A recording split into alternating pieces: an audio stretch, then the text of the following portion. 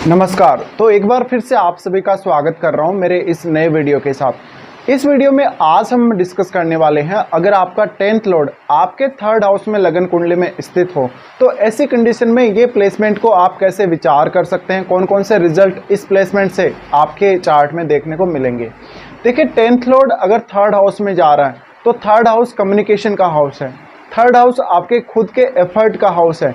तो आपका करियर का जो हाउस है, करियर हाउस का लॉर्ड थर्ड हाउस में जा रहा है, मतलब आपका थर्ड हाउस का और 10th हाउस का ये बहुत स्ट्रॉन्ग कनेक्शन बन रहा है। अब आपको देखना पड़ेगा आपका थर्ड का जो स्वामी है कितना स्ट्रॉन्ग है और थर्ड का स्वामी कौन है। यहाँ पर जो 10th लॉर्ड आपके थर्ड हाउस में गया है वो वहाँ कैसी अच्छी स्थिति में है या नहीं है, क्या वो वहाँ वक्री हो गया है, और क्या आपका 10th लॉर्ड एक क्रूर ग्रह है, एक आक्रामक ग्रह है, ये सब।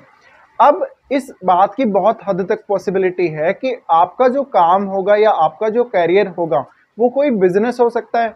ऐसा कोई बिजनेस जिसमें लगातार आप कन्वर्सेशन करते जा रहे हैं, कोई मार्केटिंग रिलेटेड काम करते जा रहे हैं, या जिसमें बहुत ज़्यादा मल्टीटास्किंग वाला वर्क हो सकता है। तो ऐसे कंडीशन में ये 10th लॉर्ड जब थर्ड हाउस में जाएगा तो आपको आपके काम में बहुत ज़्यादा एफर्ट करने में आसानी रहेगी।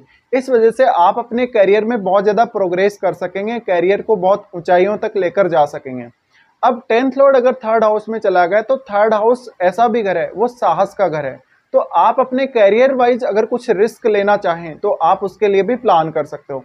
तो ऐसे में जातक किसी भी प्रकार की सिचुएशन को हैंडल करने में सक्षम रहेगा अपने कैरियर के हिसाब से अगर देखा जाए तो। इस स्थिति में जातक वास्तव में बहुत हार्ड वर्किंग हो सकता है, उसको खुद के एफर्ट के माध्यम से ही अपने कैरियर में उन्नति मिल सकती है।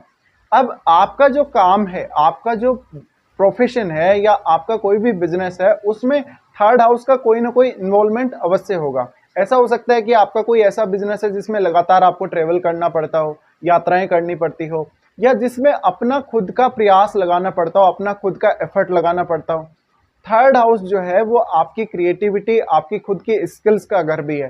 तो ऐसे में इस बात की बहुत हद तक पॉसिबिलिटी है कि अब वो ग्रह आपकी स्किल्स को भी प्रभावित करेगा और आप अपनी स्किल्स का भरपूर उपयोग कर सकेंगे अपने कैरियर में।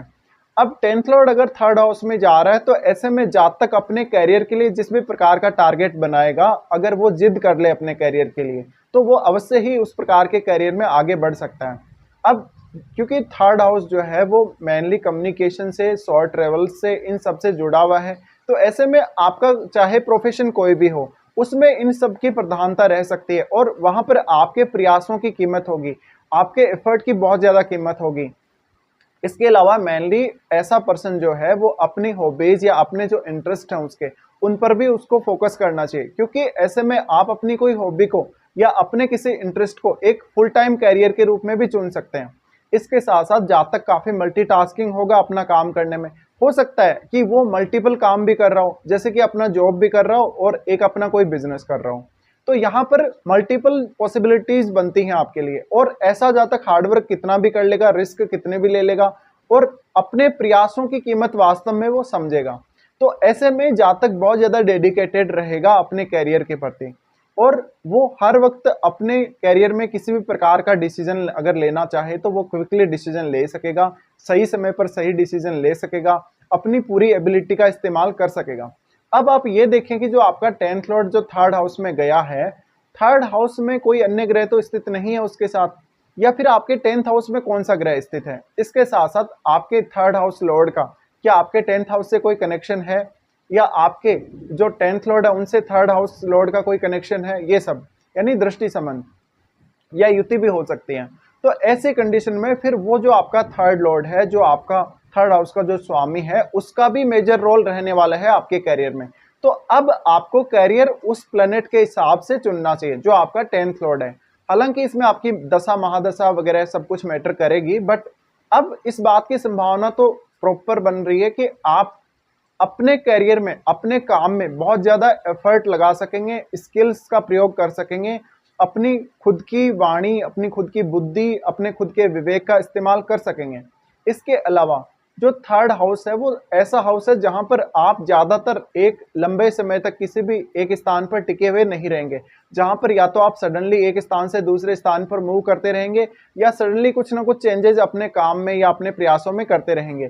तो ऐसे में आपको यहाँ पर स्टेबिलिटी की तरफ भी देखना चाहिए। बहुत ज्यादा उतार चढ़ाव की तरफ अगर आप देखते हैं तो आप थोड़ा फोकस्ड कम रह सकते हैं।